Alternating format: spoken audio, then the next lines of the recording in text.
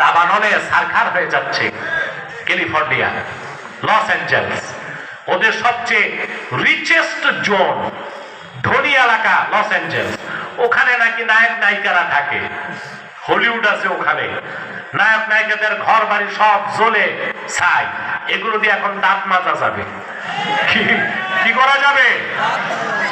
এতদিন আমরা আমাদের কলিজায় রক্তক্ষরণ হয়েছে, আমরা দেখেছি ফিলিস্তিনে তারা, গাজাতে তারা আমেরিকার সহায়তায় ইসরায়েল হামলা করেছে, লক্ষ লক্ষ মানুষ শরণার্থী হয়েছে।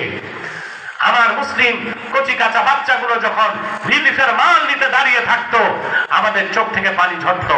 আজ দেখতে পাচ্ছি ক্যালিফোর্নিয়াতে, লস অ্যাঞ্জেলসে মিলিয়নার বিলিয়নাররা শরণার্থী হয়ে রাস্তায় রিলিফের মাল টোকাবার জন্য দাঁড়িয়ে আছে।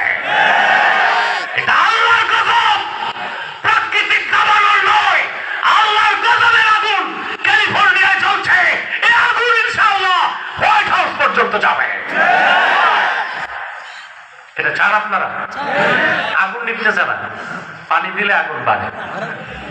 ঝড়ের গতি 120 কিলোমিটার। বিজ্ঞানীরা বলতেছে এটা তো সাইক্লোন, এরপর হবে আগুনের টর্নেডো। বলেন না আল্লাহুম্মা আমিন। টর্নেডো হবে। ইসরায়েলকে সহযোগিতার খেসারত দিচ্ছে আমেরিকা, ঠিক কিনা? এবার আসুন, যে সবকটা দিচ্ছি, মুসলিমদের নেতা হবার জন্য ইমানের পরীক্ষায় উত্তীর্ণ হতে হবে। মুসলমানদের নেতৃত্ব দিবে ইমানদার। কারা? বেঈমান কখনো মুসলিমদের নেতৃত্ব কোনো বেঈমান বা মুনাফিক দিতে পারবে না। আপনার নেতা নির্বাচনে খেয়াল রাখবেন তো, আপনি এগুলো খেয়াল করেন না। আপনার নেতা বানান কাদেরকে? বেনামাজি, সুদখোর, দুর্নীতিবাজ, লম্পট, ঠিক কিনা? ভালো মানুষ নির্বাচনে দাঁড়ালে ভোট পায়? বাংলাদেশ অনেক পীর সাহেব রাজনীতি করে না, একজনের জামানত টিকে, মুরিদকে তো হাদিয়া দিচ্ছে। কুমিল্লার রসমালাই, টাঙ্গাইলের চমচম, মুক্তাগাছার মনটা পীর সাহেবকে দেয়। পীরেরে দেয় নোট, নেতারে দেয় ভোট। এটা কেমন? তাহলে মুরিদ পীর বানাইলে কয়জন? একজন আধ্যাত্মিক পীর, আরেকজন রাজনৈতিক পীর। আর এটা বাংলাদেশ সংস্কার কেমনে করবা? শুধু সেটআপ চেঞ্জ করলে হবে না, পলিসি চেঞ্জ করতে হবে। বাংলাদেশ সংস্কারের ক্ষমতা ইন্টারিম গভর্নমেন্ট বা ইউনূস সরকারের নাই, সংস্কারের পূর্ণ ক্ষমতা আল্লাহ আপনাদের হাতে দিয়ে রাখছেন। আপনার নেতাগুলো বদলান। আপনি যেই রাজনৈতিক দলই করেন, প্রত্যেক রাজনৈতিক দলে কিছু ভালো মানুষ কি নাই? কথা বলে না?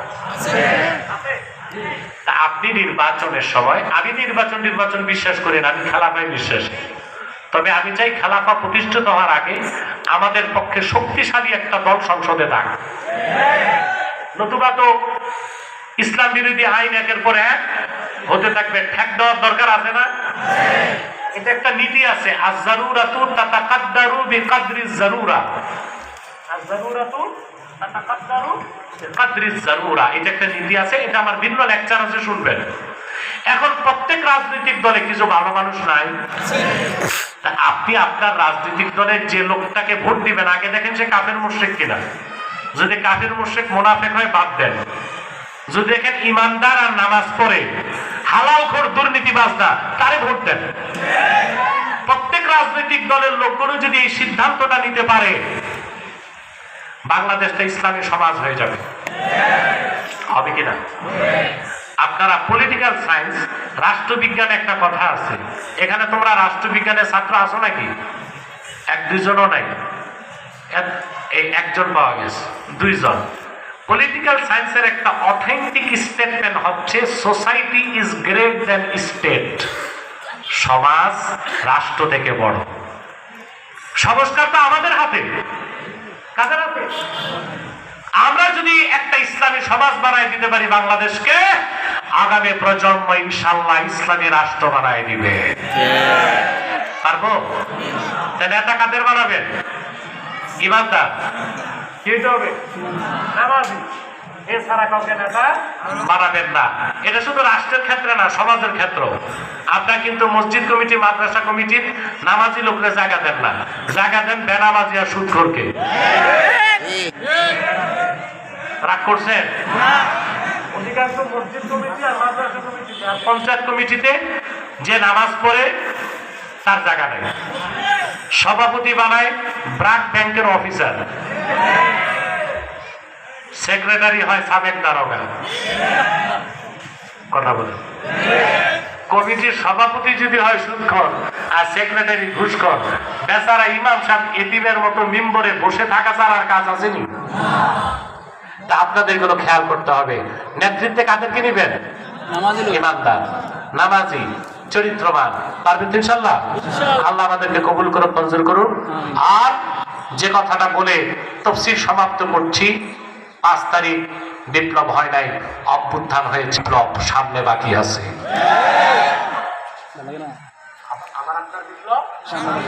সেজন্য কঠিন থেকে কঠিন পরীক্ষা আসবে, আমাদের মোকাবেলা করতে হবে। যা আমাদের শিখিয়েছেন আমাদের জাতির পিতা ইব্রাহিম খলিল, মনে থাকবে? ইসলামের সুমহান স্বার্থ রক্ষায়, মুসলমানদের মৌলিক দাবিগুলো আদায়ে আর আগ্রাসন মুক্ত স্বাধীন বাংলাদেশ বিনির্মাণে যদি আরেকবার বিপ্লবের প্রয়োজন হয়, কারা কারা প্রস্তুত আছেন হাত তুলে দেখা।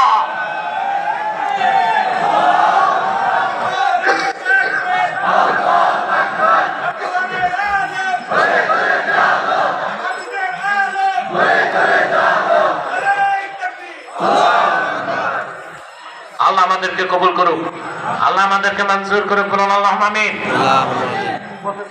বলবেন?